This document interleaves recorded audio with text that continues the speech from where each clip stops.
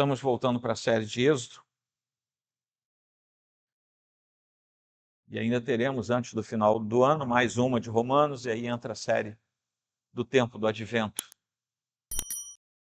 já nos preparando para o Natal do nosso Senhor. Êxodo capítulo 12, lendo na versão da Bíblia do escaninho à frente, diz assim, vou ler até o versículo 28. Chegamos a Êxodo capítulo 12, depois de um tempo de muita tensão no livro de Êxodo, em que os egípcios, aí vocês precisam se lembrar da série anterior, os egípcios e os hebreus tinham agora certeza plena que Deus fazia diferença entre o seu povo e aqueles que não faziam parte do seu povo. E os egípcios tinham entendido a oportunidade que tinham de libertar o povo hebreu, mas não quiseram fazer. E diante dessa recusa, Deus tinha enviado 9 pragas, nós já as vimos, que culminam na 10ª, que virá em seguida, na 10ª praga, mas hoje nós temos a ameaça clara de Deus de que isso vai acontecer. E essa passagem é a ponte entre o juízo final contra o Egito e a libertação de Israel. Israel ainda não está livre nesta ocasião, mas já está na iminência de ser livre. Isso será visto após a aplicação exatamente dessa 10ª praga que virá em seguida. E essa 10ª praga é a mais terrível de todas, em que todos os filhos primogênitos seriam mortos, todos, sem exceção, de egípcios, estrangeiros que viviam lá e hebreus. Todos os primogênitos seriam mortos.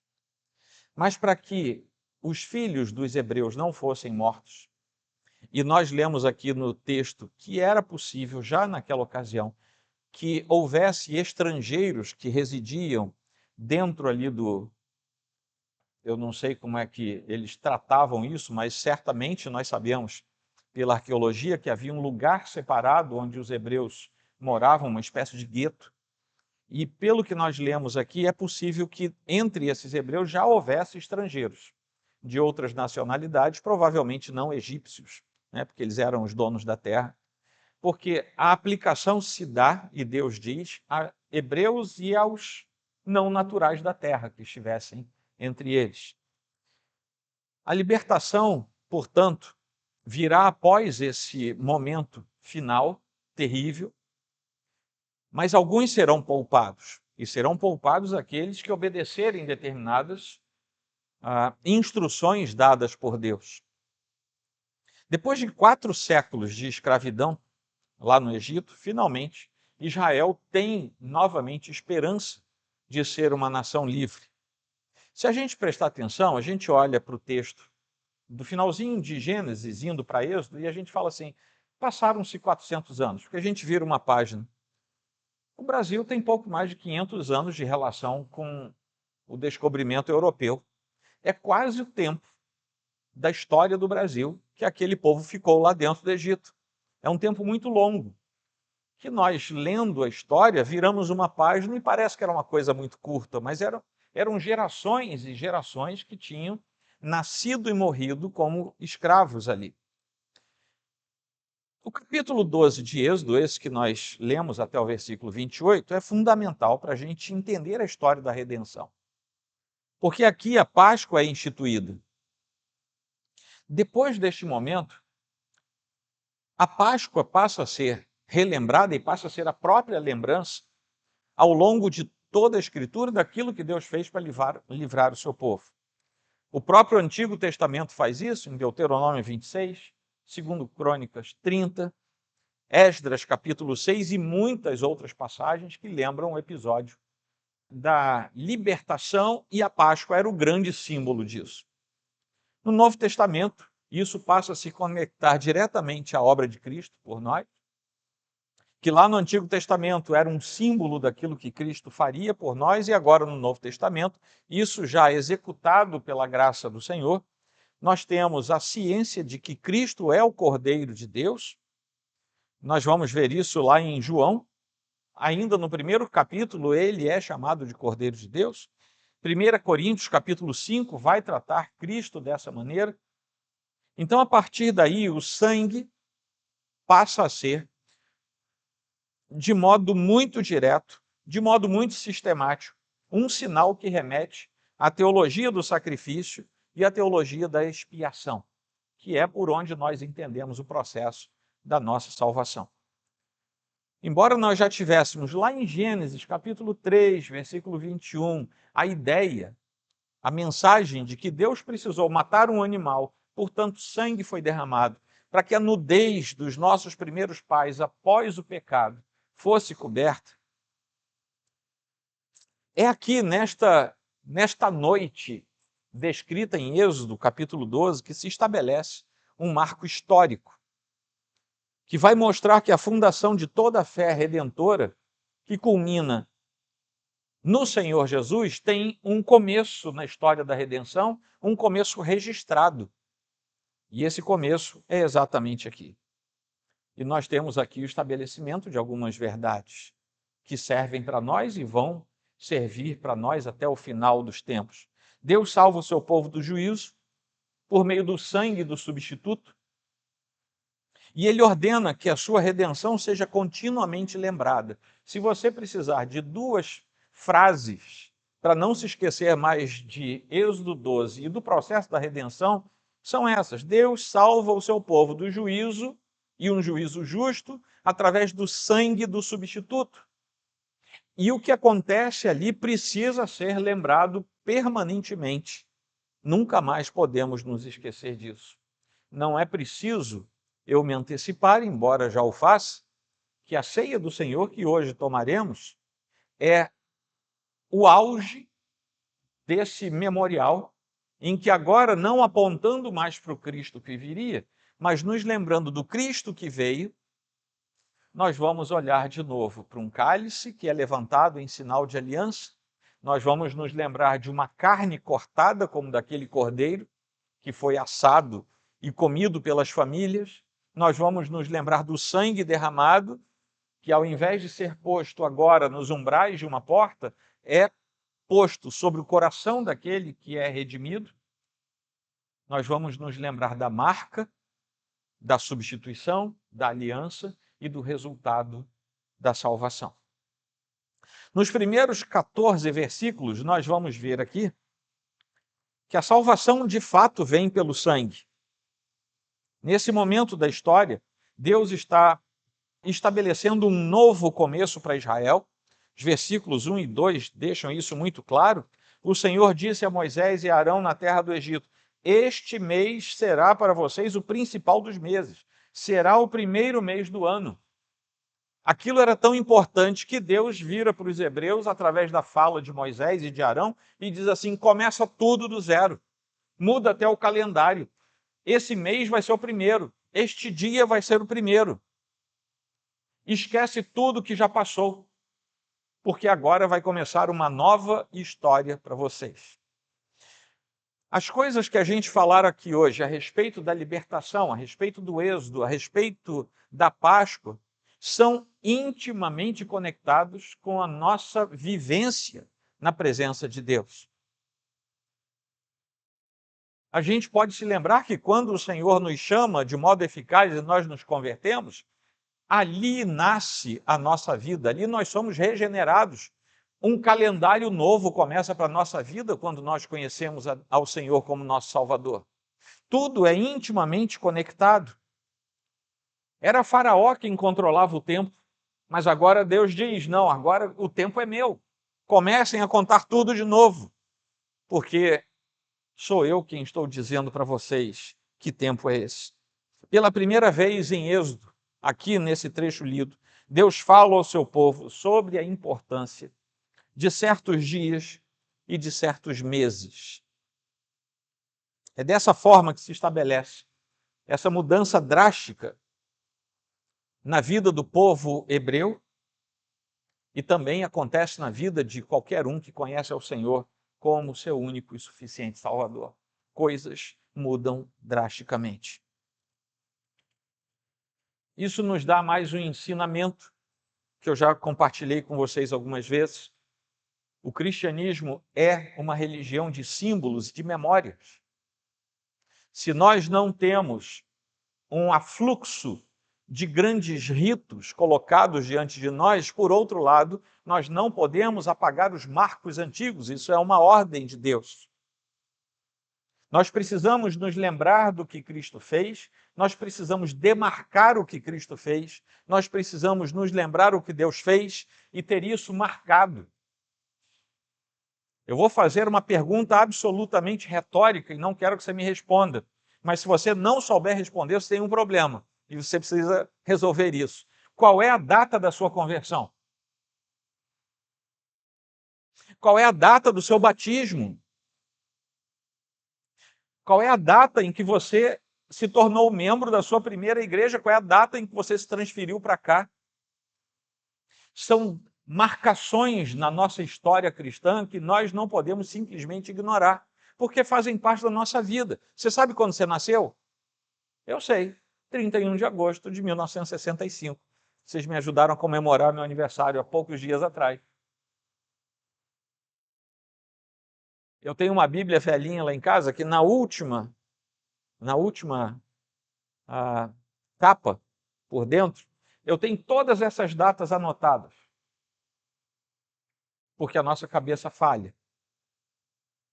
São coisas que nos ajudam a ter um marco. Naquele dia aconteceu isso. Naquele dia eu fui batizado. Naquele dia aconteceu isso na minha jornada cristã. Mas eu não vou mais afligir a memória de vocês agora. As instruções referentes à Páscoa, obviamente, foram entregues somente ao povo de Deus. As instruções da espiritualidade com Deus não são entregues aos impenitentes. Aos impenitentes, o que é entregue é a mensagem da cruz. Aqueles que se convertem ao Senhor passam a ouvir a mensagem do andar com Deus, porque ninguém pode andar com Deus se não conhecer Deus primeiro. Cada família tinha que escolher um cordeiro macho, sem defeito, que deveria ser morto ao entardecer. Que hora Jesus morreu? Foi ao entardecer.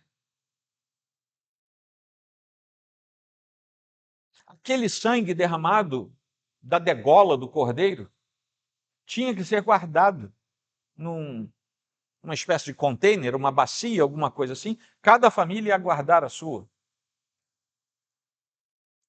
E com aquele sangue, ia pegar um chumaço, um ensopo, uma espécie de bucha, ia molhar ali naquele sangue. A porta tem 3 partes, 2 laterais e uma superior, a gente vê em qualquer porta.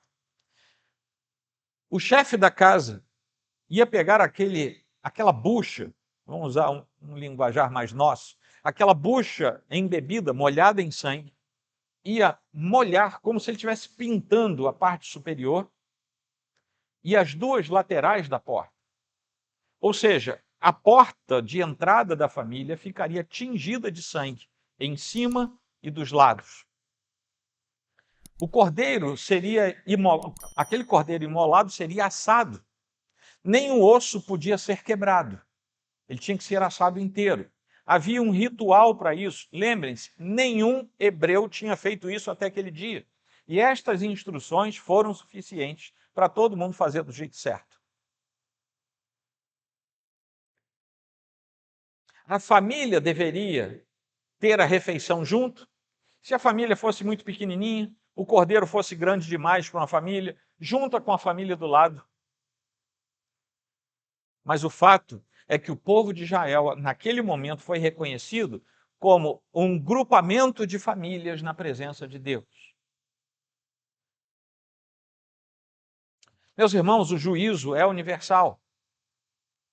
O que quer dizer que Israel teria os seus primogênitos mortos.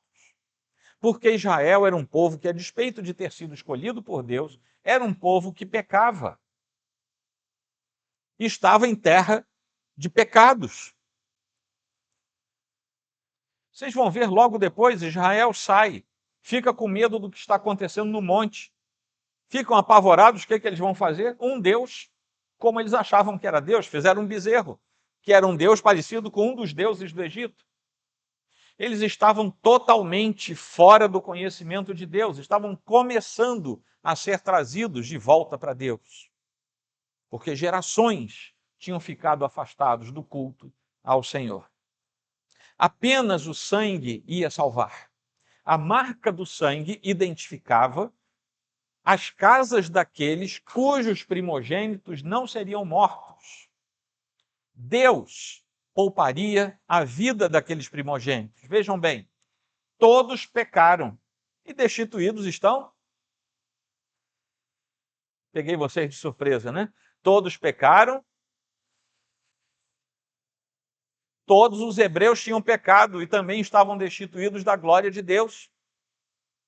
Mas é o sangue do Cordeiro manchando a vida, a estrutura, a casa daquelas famílias, que fazia com que Deus poupasse. Não era o sangue que salvava, era Deus vendo o sangue, e ele entendia: aqui está um filho meu, este não será tocado pela morte.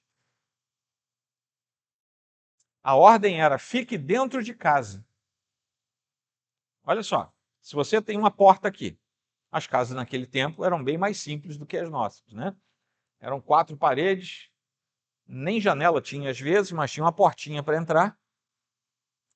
Se você está dentro de casa, aqui é a rua, e o que tem de frente para a rua é a sua porta, e a sua porta está manchada de sangue, lá no final do capítulo nós lemos: não saia de casa. Fique dentro de casa. Por que essa ordem foi dada? Porque quem estivesse dentro da sua casa estaria atrás do sangue. Meus irmãos, isso é profundamente simbólico. Nós precisamos hoje estar escondidos atrás do sangue do Cordeiro. E nós sabemos que o Cordeiro Santo de Deus é o Filho unigênito que veio ser sacrificado em nosso lugar. É o sangue justo sendo derramado no lugar do nosso sangue. Sendo que se nós derramássemos o nosso, não teria valor nenhum.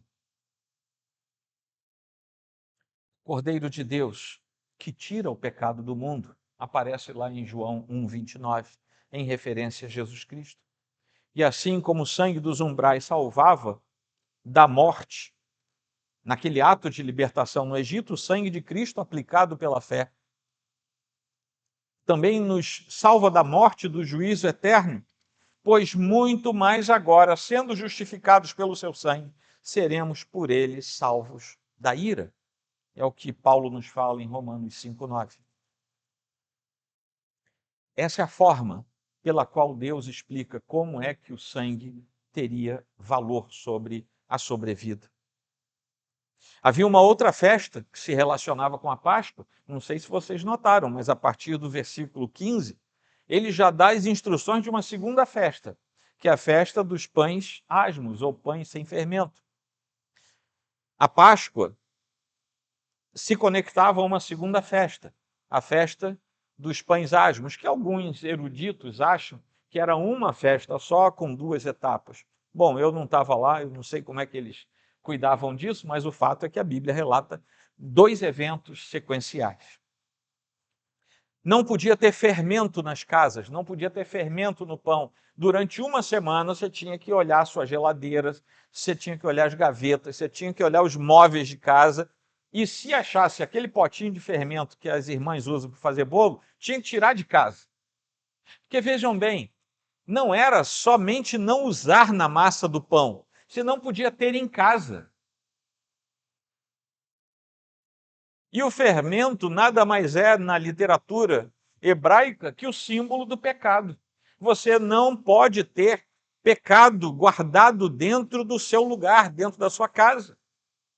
Porque, afinal de contas, você acabou de marcar sua casa com sangue. Como é que você vai ter pecado lá dentro?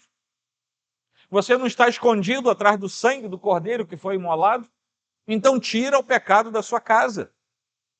Tira o pecado da sua vida. Não ponha mais fermento na massa, não deixe mais o fermento guardado dentro de casa. É claro que os hebreus entenderam isso, porque isso foi explicado. E é claro que uma semana sem fermento não queria dizer uma vida sem pecado, mas era o símbolo de que aquele que está escondido por detrás do sangue do Cordeiro da redenção não pode viver mais uma vida de pecado. Esse é o símbolo, esse é o didatismo. Essa celebração também deveria ser perpetuada. Você vai fazer isso para sempre. Nunca mais vai parar de fazer.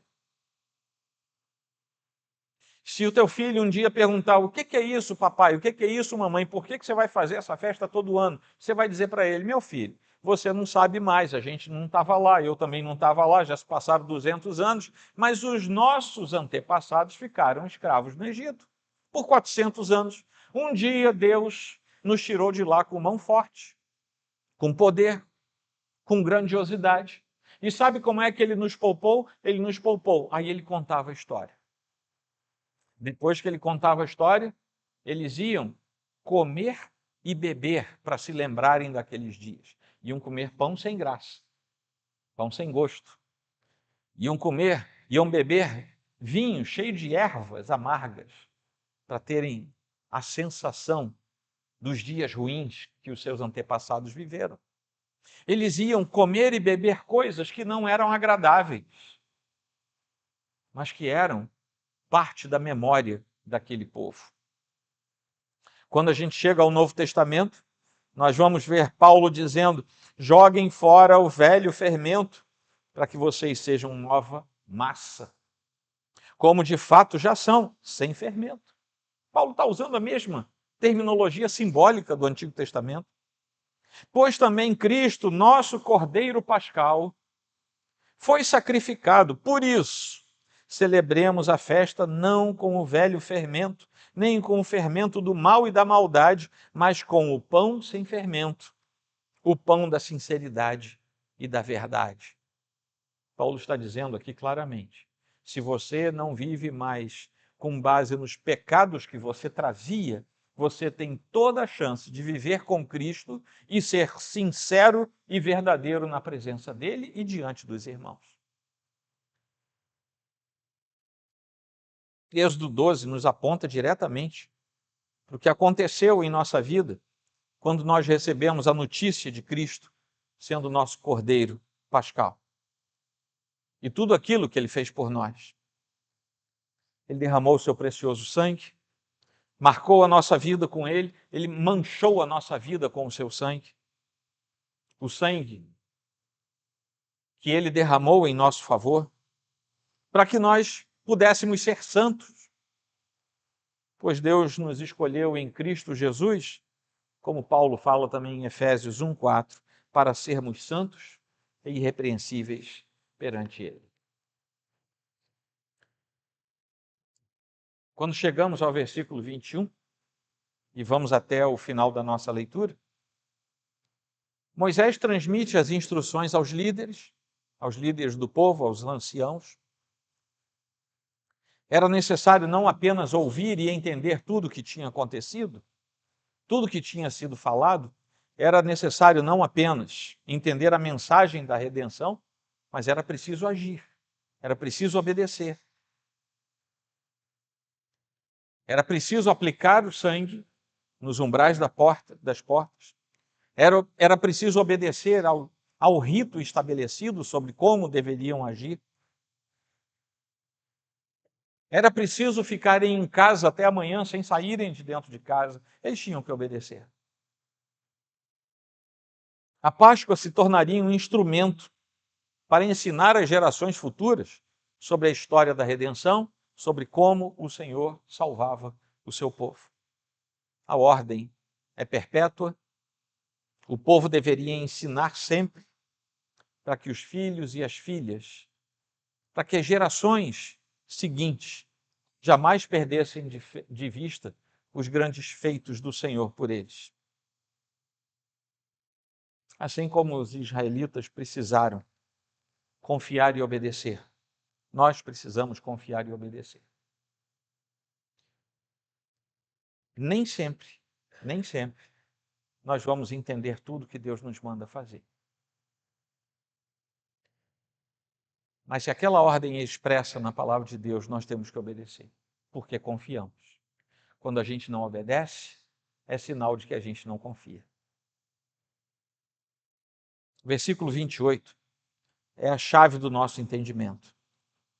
E os filhos de Israel foram e fizeram como o Senhor havia ordenado a Moisés e Arão. Prestem atenção. E os filhos de Israel foram e fizeram como quem?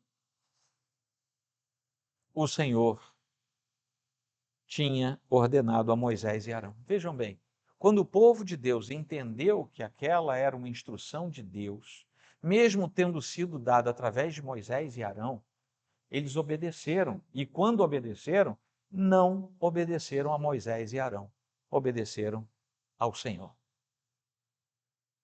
Quando nós entendemos, quando nós confiamos, quando nós obedecemos, nós fazemos isso em relação ao Senhor.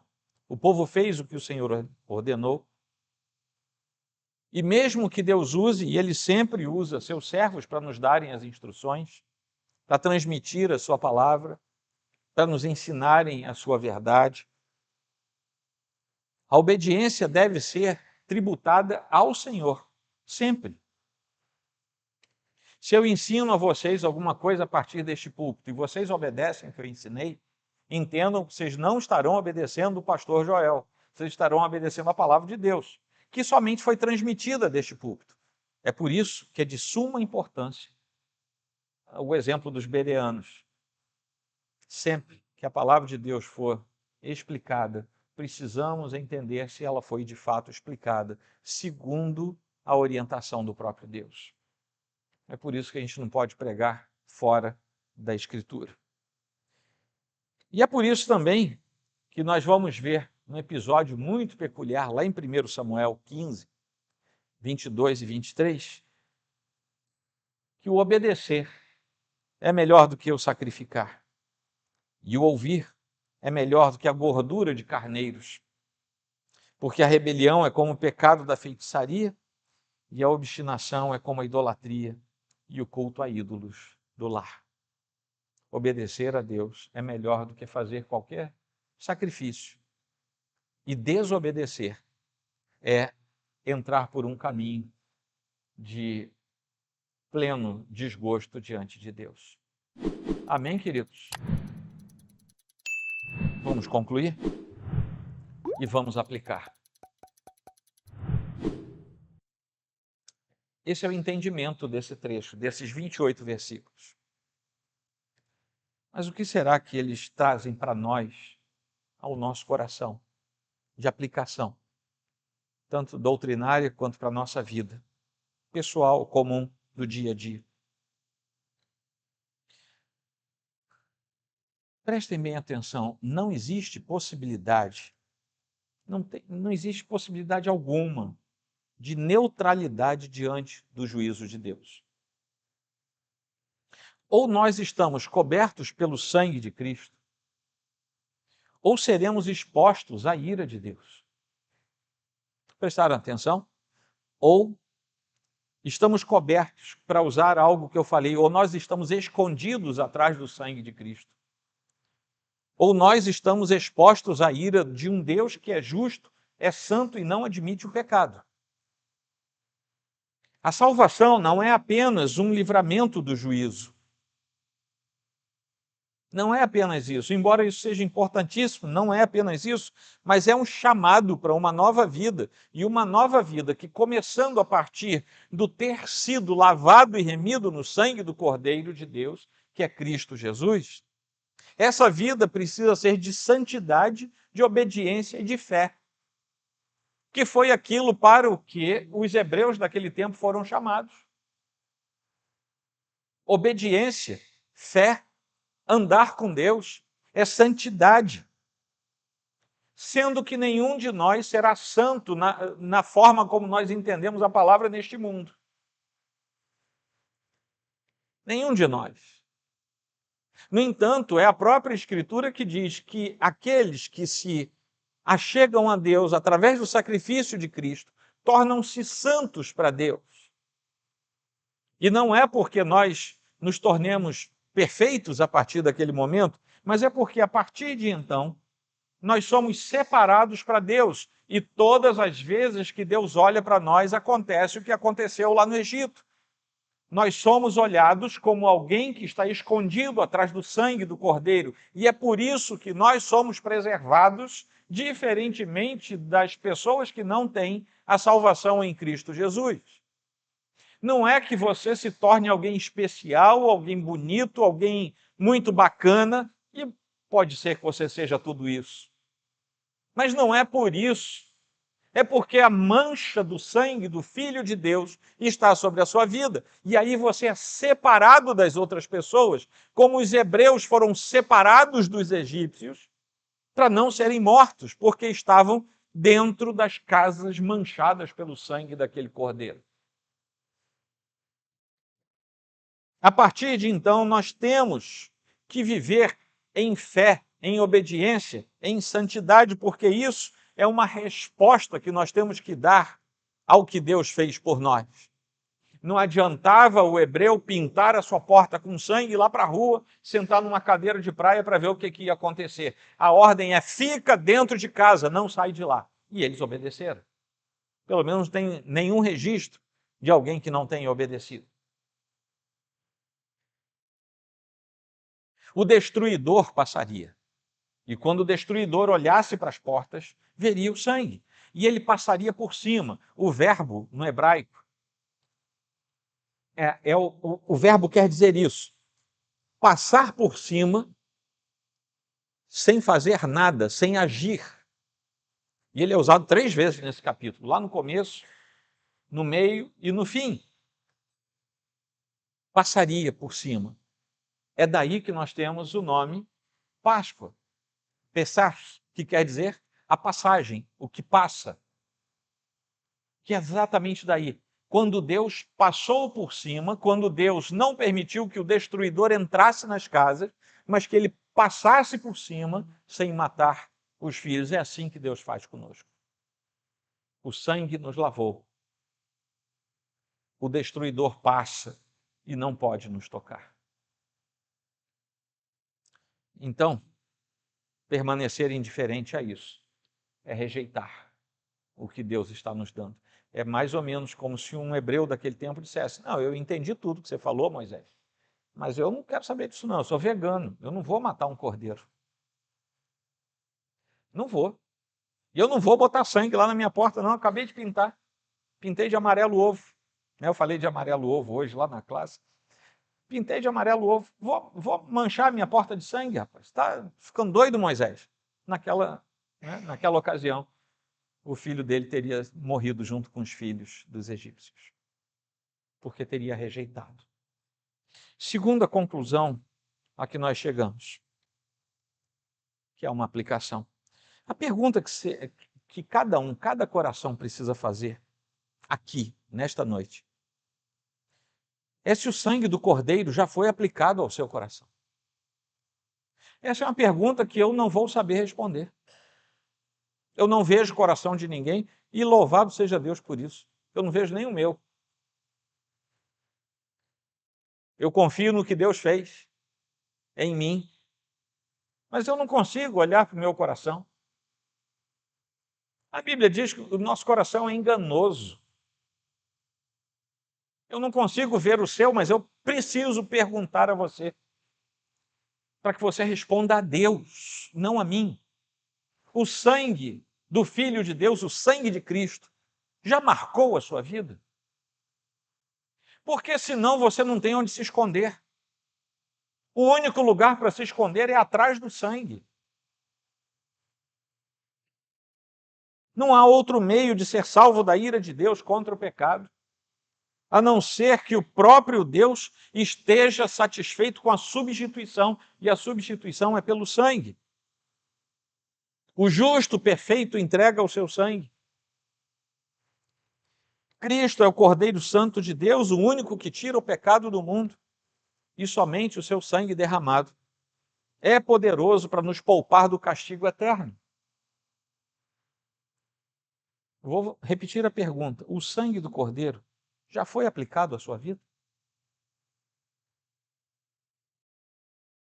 Terceiro, Assim como Israel naquela noite, nós também vivemos entre a escravidão do pecado, do mundo, da carne, e a esperança da liberdade. Lembrem-se, quando eles estavam com toda a Páscoa preparada e com o sangue nos umbrais, eles ainda não tinham saído do Egito. Eles tinham a esperança de sair. Eles criam que se Deus tinha mandado Moisés e Arão falarem, ele ia fazer. Mas ainda não tinham saído. Muitas vezes nós não temos certeza prática de como serão as coisas, se nós tomarmos as decisões que a própria palavra de Deus exige de nós. Mas nós precisamos entender que há coisas, como eu falei ainda há pouco, que não vamos jamais entender, mas que nós precisamos obedecer por uma única questão, uma palavrinha desse tamanho, que é fé. Nós precisamos obedecer, simplesmente porque são orientações de Deus para a nossa vida. E por isso, obedecendo, nós seremos salvos da ira vindoura, desde que nós permaneçamos fiéis ao Senhor, escondidos dentro da nossa casa atrás do sangue. Escondidos em Cristo, escondidos atrás do sangue do Cordeiro. Amém? Só faltam 3. Como cristãos, nós temos que viver em perfeita gratidão pela obra substitutiva de Cristo. Nós precisamos descansar na suficiência da obra de Cristo, sabendo que a vida cristã deve ser uma contínua celebração da redenção. Como é que o sujeito é regenerado, é redimido pelo poder de Cristo e nunca mais se lembra disso? Ele passa o resto da vida sem se lembrar disso. Nós temos que celebrar a libertação, que é o que nós devemos fazer todo domingo quando a gente se reúne na Santa Assembleia daqueles que adoram a Deus, em espírito e em verdade, é celebrar. Eu tinha que estar lá no mundo mergulhado no pecado, mas eu estou aqui lavado e remido no sangue do Cordeiro. Eu tenho que celebrar isso na minha vida. Isso não é uma coisa comum, isso é uma coisa extraordinária. Nós precisamos celebrar isso com a nossa vida buscando santidade, buscando a pureza diante do Senhor. Que a nossa obediência não é para conquistar a salvação, mas é para viver à altura do sangue que já nos salvou. Mais uma, Êxodo 12 nos leva diretamente ao plano da redenção. Nos ensina que o sangue do Cordeiro é o único meio de escapar da ira de Deus, da ira e do juízo de Deus. E que somente Jesus Cristo, somente nele, nós temos o cumprimento da Páscoa na nossa vida, porque ele é o nosso substituto, o nosso libertador, ele é a razão da nossa celebração contínua. Na nova aliança, participar da ceia do Senhor, como nós vamos participar, com gratidão, com reverência, nos leva à lembrança permanente da obra redentora de Cristo em nosso favor. Não é à toa que Jesus disse: façam isso em memória de mim. É como se nós contássemos, vez após vez que participamos, a história da nossa redenção. Nós nos lembramos do que Jesus fez por nós. Nós renovamos ali a nossa fé. Nós renovamos a nossa esperança na vida eterna. Nós alimentamos a nossa obediência ao Senhor também. E somos alertados para jamais deixarmos de testificar da grande obra do Redentor em nossa vida. A gente não merecia. A gente estava lá no Egito, na nossa casinha. Aí veio a instrução. A gente seguiu. E o Senhor, no curso da história, nos salvou. Finalmente, a concessão da graça. A concessão da graça que encontramos na Santa Ceia. E eu já vou falar esse último ponto por causa da ceia que teremos agora e a grande conexão que há entre a Páscoa e a ceia. A Páscoa foi encerrada em Cristo e ali começou a ceia do Senhor. A concessão da graça que encontramos na Santa Ceia não é uma graça que salva, mas é uma graça que restaura a confiança do cristão. A Santa Ceia nos fortalece, não apenas porque simboliza ou porque representa algo grande, mas porque realmente é algo grande. Deveríamos ter uma grande preocupação em estarmos presentes em todos os cultos em que a ceia é servida, porque é algo grande. Não é para ser descartado na nossa vida cristã. A ceia é o alimento real do próprio Cristo, que ofereceu o seu corpo, ofereceu o seu sangue para o nosso alimento espiritual. É um sacramento onde nós olhamos os símbolos, olhamos os selos, e aquilo nos remete ao próprio Cristo, à essência de Cristo. Aos fatigados por uma semana dura. Eu não sei aqui, mas se eu pedir para levantar a mão, quem teve uma semana difícil, não sei se alguma mão vai ficar abaixada. Aqueles que estão exauridos pelas coisas desse mundo, pelas dificuldades, pelas coisas atravessadas que a gente não imaginava que ia ter que enfrentar.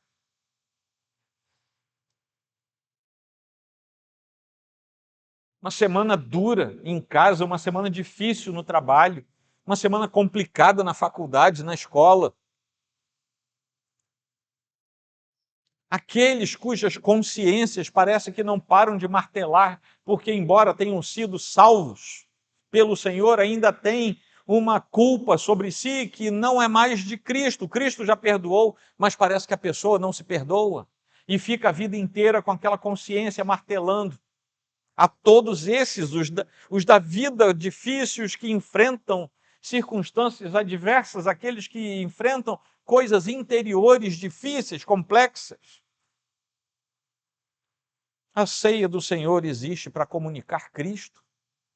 A ceia do Senhor existe para que a gente entenda os favores de Cristo em nossa direção.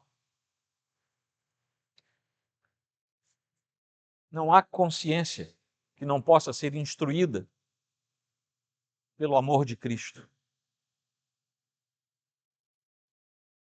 Não há consciência dolorida ou dificuldade sofrida que não possa ser restaurada na presença do Senhor. E não há presença mais didática e clara do que a ceia do Senhor. Momento da Eucaristia. Nós devemos ver esse momento como uma lembrança escolhida de Deus, de que somos sempre e em toda parte pessoas perdoadas. Pessoas perdoadas. Se você é filho de Deus, se o sangue do Cordeiro marca a sua vida, você é alguém perdoado. Por dentro, por fora, porque o sangue marcou você. Só não saia dali. Fique escondido atrás do sangue. Porque ele nunca vai deixar você. Amém? Incline a sua fronte. Faça a sua oração. Aí eu oro também com você.